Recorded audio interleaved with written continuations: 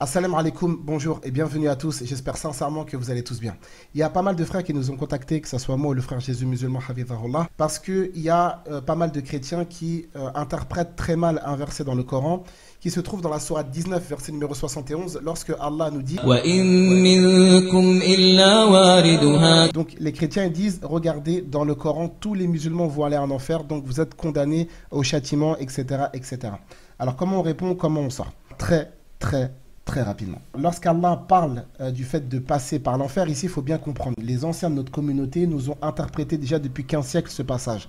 Ça veut dire que Allah subhanahu wa ta'ala, il va placer au-dessus de l'enfer un pont qui s'appelle As-Sirat. D'accord? As-Sirat, c'est un pont, le prophète Mohammed a apporté un certain nombre de détails et de précisions quant à ce pont-là.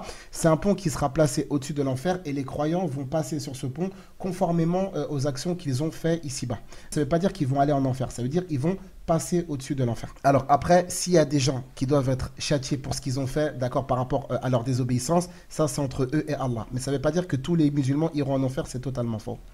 Maintenant, ce qu'il faut savoir, c'est que dans le texte coranique, donc un texte que eux-mêmes prétendent lire, quand on cite le verset 71, il faut retourner au verset 53 juste avant.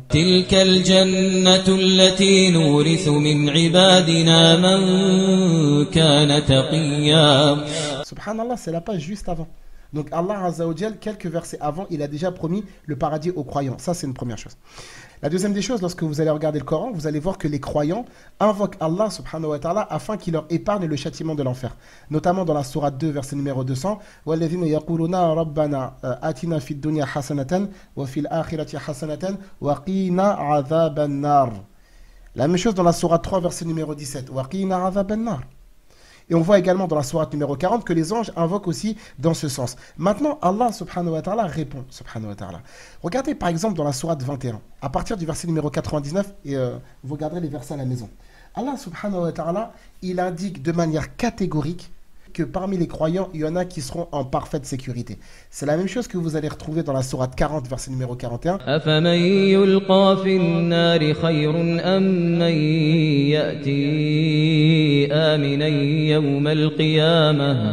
C'est la même chose encore que vous allez retrouver dans la sourate 43 à partir du verset 68. Ya ibadi la khawfun alaykum al-yawma wa la antum tahzanun alladhina amanu bi ayatina wa kanu muslimin. Donc ça c'est un verset qui est imparable. Allah s'adressant, c'est Allah qui s'adresse aux musulmans le jour du jugement dernier, il leur dit n'ayez pas peur, ne soyez pas tristes. Et ces gens-là, c'est qui? C'est les gens qui ont cru aux preuves d'Allah subhanahu wa ta'ala et qui sont musulmans.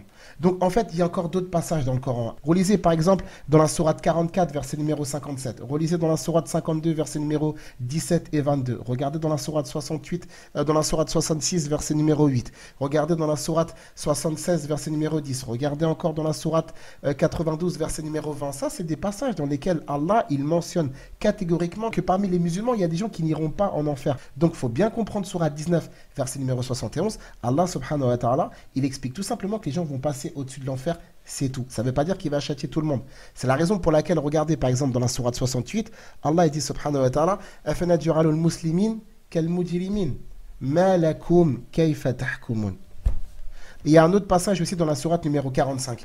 Donc en fait, par rapport à ça, il n'y a pas de souci, walillah alhamd. C'est juste que les gens essayent de vous ébranler dans votre foi, essayent de vous appeler à une conversion implicite au christianisme pour vous dire que oui, dans le christianisme, on est sauvé, ce qui est au passage est faux. Donc j'espère que cette vidéo vous aura été utile, profitable et bénéfique. Je vous donne rendez-vous, Inch'Allah, pour la prochaine clarification. Barakallahu fikum wa salam alaikum.